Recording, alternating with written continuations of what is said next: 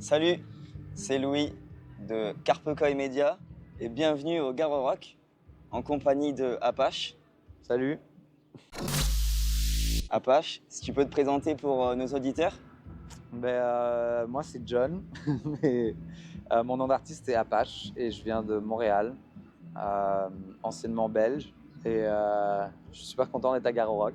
C'est vrai, mais nous aussi Ouais. on est super contents d'être à Garo Rock et de t'interviewer aujourd'hui avec ce temps pas trop radieux, mais bon. Non, c'est parfait. On est à Il Marmande. fait pas trop chaud.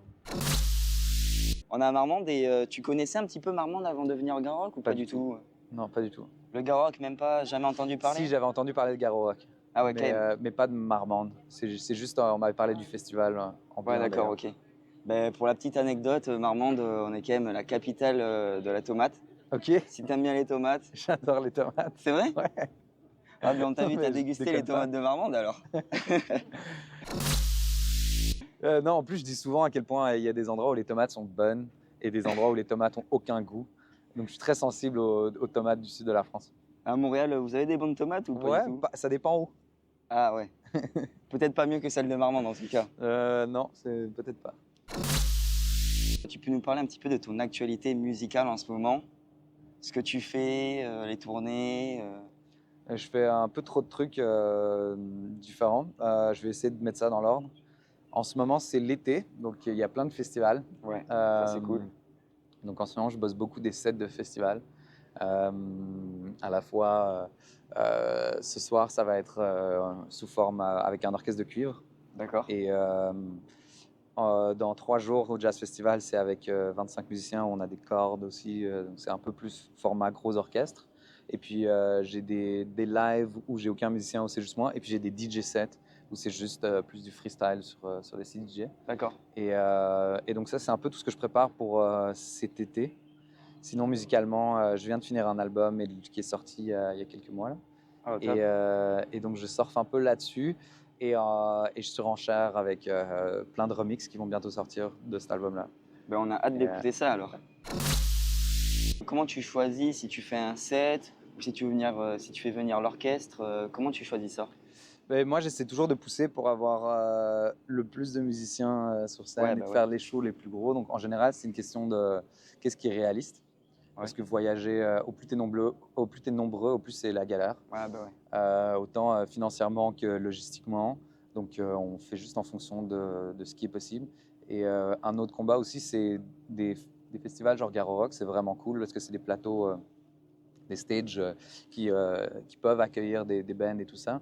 C'est vraiment assez polyvalent. Mais je me fais souvent booker aussi à des shows où c'est des festivals de musique électronique où en fait la majorité des gens comme ils débarquent avec une clé USB en mode DJ set, Yes. ils construisent des stages où c'est des énormes DJ booths. Ouais, bah Et donc, il ouais. n'y a pas de place pour les musiciens. Ouais, ben non, ouais. Donc, ils me bookent là et ils volent l'orchestre. Mais après, dans la logistique, on comprend qu'il n'y a pas la place pour les musiciens. Donc, je suis forcé de Ouais, juste bah faire de un DJ set. mixer, ouais, ok. Donc, ça arrive très souvent et c'est toujours un peu chiant. Donc, c'est un peu ça qui définit exactement quel genre de show je peux offrir. Je me plie un peu à ce qui est possible. Heureusement, aujourd'hui, tu as pu ramener ton orchestre. Ouais. Et on va écouter ça avec grand plaisir. Bien. On aimerait savoir quel a été le meilleur conseil que tu as reçu. Genre plus jeune pour. Ouais, en général pour ta carrière ou même pas pour ta carrière, pour la vie de tous les jours, je sais pas. Ouais, c'est toujours délicat de dire quelque chose qui est pas corny, tu vois, qui est pas trop cheesy et qui peut vraiment aider.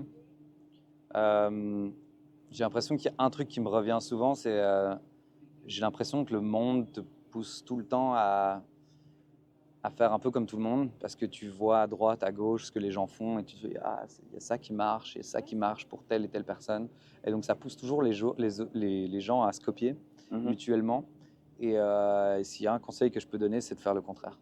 De vraiment faire ce que tu as envie et de t'en foutre un peu, d'être sur ton chemin à toi et puis de foncer. Vraiment, même si tout le monde te dit ouais, mais ce style-là, ça marche pas, ou tel et tel truc, c'est bizarre, personne va aimer ça. Mais justement, tu es probablement sur la voie pour faire quelque chose de super unique. Et en fait, les gens, ils en ont marre de tout le temps entendre et de voir les mêmes choses. Donc, quand tu fais quelque chose d'unique, mais tu le fais bien, ça change tout. Avec le cœur. Voilà, Donc il faut y mettre du cœur et de la persévérance. exact. C'est ce qu'on retient de Apache. En tout cas, merci beaucoup. Avec plaisir. J'espère que ça t'a fait plaisir, cette petite interview. Ben ouais, à fond. Moi, j'aime bien le temps comme ça. On n'a pas le soleil dans notre gueule, il fait bon. Regarde, ici, c'est calme. Le petit spot secret de Mademoiselle. Ouais. Non, ça m'a fait Ça te plaisir. rappelle un peu Montréal ou pas du tout? Pas du tout. En tout cas, c'était cool. C'était Louis de Carpecoy Media et Apache. Ciao. Ciao, ciao.